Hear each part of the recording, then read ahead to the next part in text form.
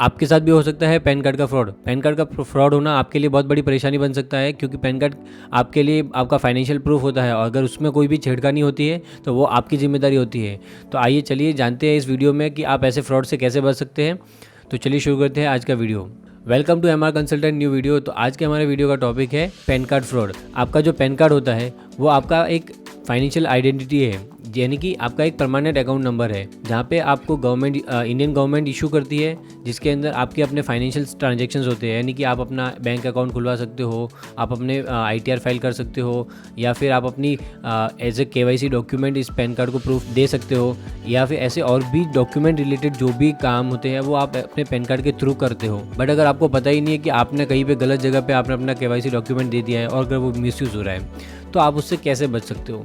तो सबसे पहले तो बात करेंगे कि आपको अपने पैन कार्ड से आप क्या क्या काम कर सकते हो। यानी मैंने पहले बताया कि आप बैंक अकाउंट खुलवा सकते हो, आप अपना ट्रेडिंग अकाउंट खुलवा सकते हो, आप अपने एज ए डॉक्यूमेंट उसको यूज़ कर सकते हो, या फिर आप अपना ITR फाइल कर सकते हो पैन कार्ड के थ्रू। और अगर आप 18+ हो तो आपके पास पैन कार्ड होगा, और अगर नहीं है तो अभी ही आप अपना पैन कार्ड अप्लाई कर लीजिए। पैन कार्ड आपके पास होना बहुत ज़रूरी है, क्योंकि ये आपकी एक लीगल आइडेंटिटी है। और अगर आपके पास अपना पैन कार्ड है तो अगर आप सैलरी पर्सन भी हो तो आपको अगर TDS कट के आ रहा है तो वो TDS का क्लेम भी लेने के लिए आपके पास पैन कार्ड होना ज़रूरी है। अगर आपके पास पैन कार्ड नहीं है तो आपको पैन कार्ड ना होने की भी पेनल्टी देनी पड़ती है।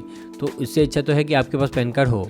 अब बात करते हैं कि पैन कार्ड है बट उसका मिसयूज़ कैसे हो रहा है। मिसयूज़ की बात करें तो मिसयूज़ में क्या क्या हो सकता है। आपके ऊपर लोन एप्लीकेशन हो सकती है आपके पैन कार्ड पे, या फिर आपके पैन कार्ड के ऊपर बैंक अकाउंट ओपन हो सकता है जिसके ऊपर इलीगल एक्टिविटीज़ चल रही हो, या फिर फिशिंग स्कैम्स भी हो सकते हैं, या फिर आपके पैन कार्ड के थ्रू क्रेडिट कार्ड भी लिए जा सकते हैं। इन्हीं ही तरीक़ों से आपका पैन कार्ड मिसयूज़ हो जाता है और आप उसके फ्रॉड में फंस जाते हो, पैन कार्ड फ्रॉड में। और अगर आप पैन कार्ड फ्रॉड में फंस गए तो आपको काफ़ी परेशानियाँ लीगली हो सकती है, यानी कि आपको पेनल्टीज आ सकती है, या फिर आपके ऊपर टैक्स डिमांड भी आ सकती है। तो वो आपको भरनी पड़ेगी, क्योंकि आपका पैन कार्ड मिसयूज़ हुआ है बट ये आपको पता है, बट इंडियन गवर्नमेंट इसको मानेगी कैसे।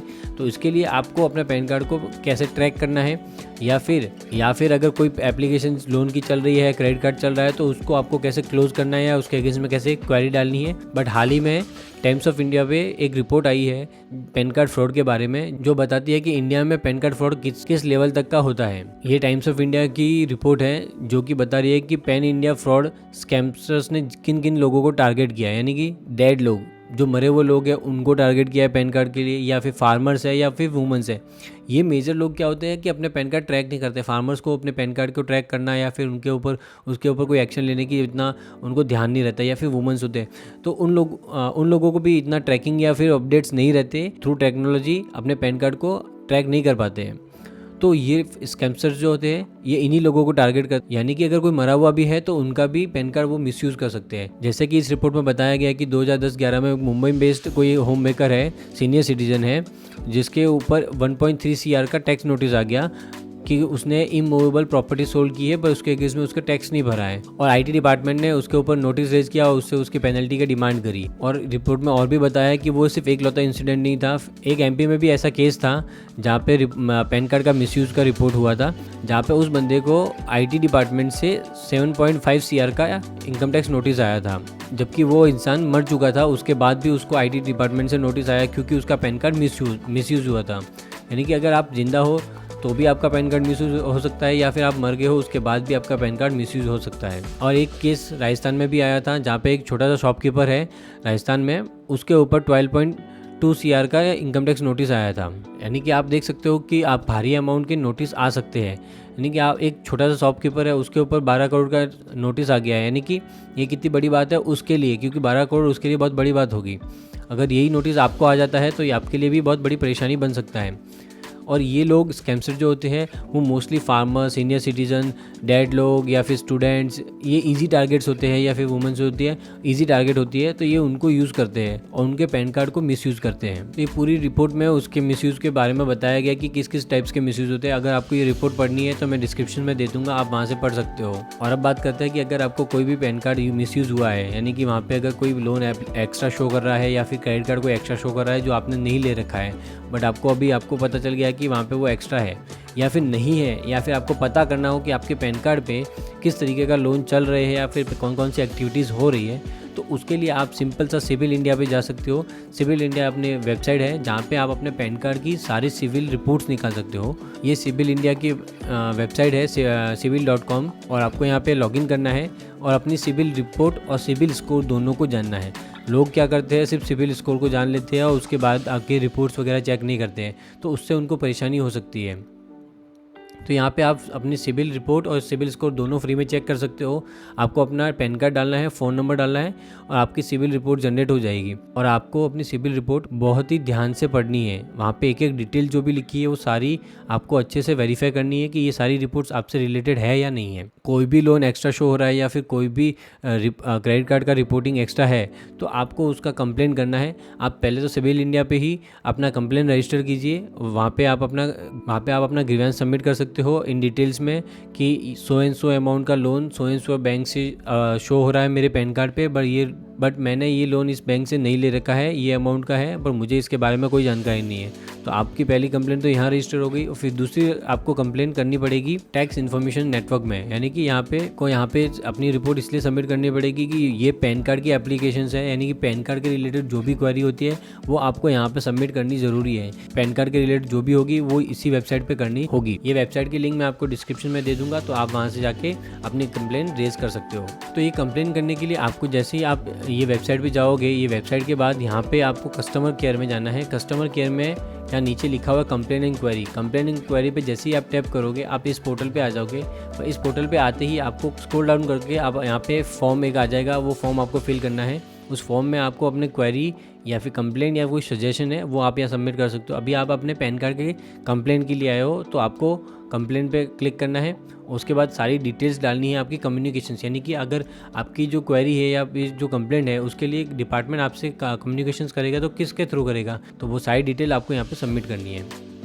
सबसे इम्पॉर्टेंट आपको अपना फ़ोन नंबर और मेल आईडी वो अच्छे से डालनी है, यानी कि प्रॉपर डालनी है। अगर मेल आईडी या फ़ोन नंबर में कोई भी प्रॉब्लम हुई तो वो आपसे कम्युनिकेट नहीं कर पाएंगे और आपकी कंप्लेंट को सॉल्यूशन नहीं मिलेगा। फिर नीचे आप अगर देखोगे तो सबसे मेन जो चीज़ है यहाँ पे सिलेक्ट करनी है वो आपको कंप्लेंट टाइप सेलेक्ट करनी है। कंप्लेंट टाइप में सिर्फ आपको अपना पैन कार्ड एप्लीकेशन ही यहाँ पे सेलेक्ट करना है, क्योंकि पैन कार्ड के रिलेटेड ही अपन यहाँ पे कंप्लेंट डालने आए हैं। और आपकी जो भी कंप्लेंट है वो आपको यहाँ पे इन डिटेल्स लिखनी है कि ABC बैंक से आपको 50 लाख का लोन जो चल रहा है वो हमने नहीं ले रखा है, तो इस लोन के अगेंस्ट में जो भी बाकी डिटेल्स भी आपके पास अवेलेबल है वो डालनी है। यहाँ पे आपको डिटेल में लिखना है और आपको अपनी क्वेरी सबमिट कर देनी है यहाँ पे। फिर उसके बाद डिपार्टमेंट आपसे कांटेक्ट करेगा और आपसे अब बात करते हैं कि ये सब चीज़ों से बचे कैसे।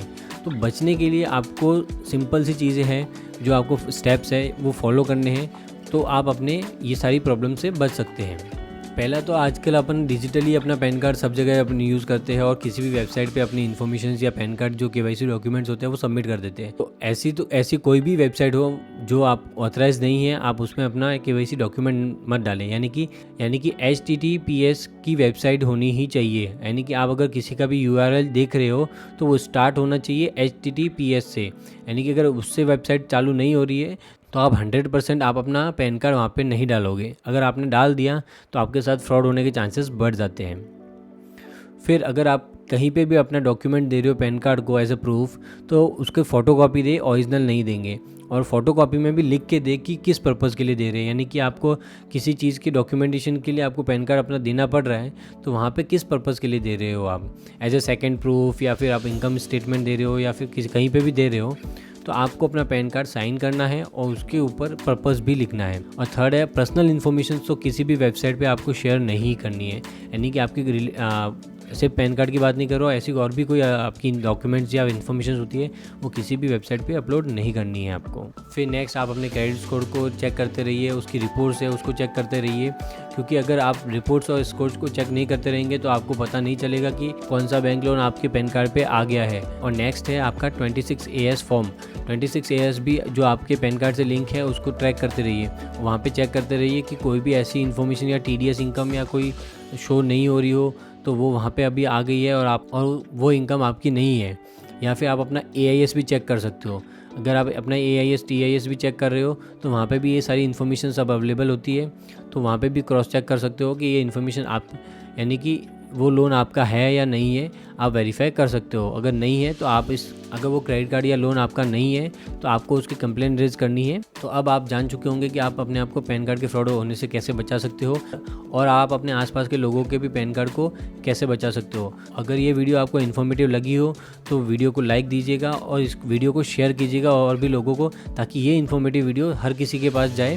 Subscribe the channel for more insightful text content. If you have any query or questions, drop down in comment box. We will get back to you. Stay informed. Happy filing. See you in the next video.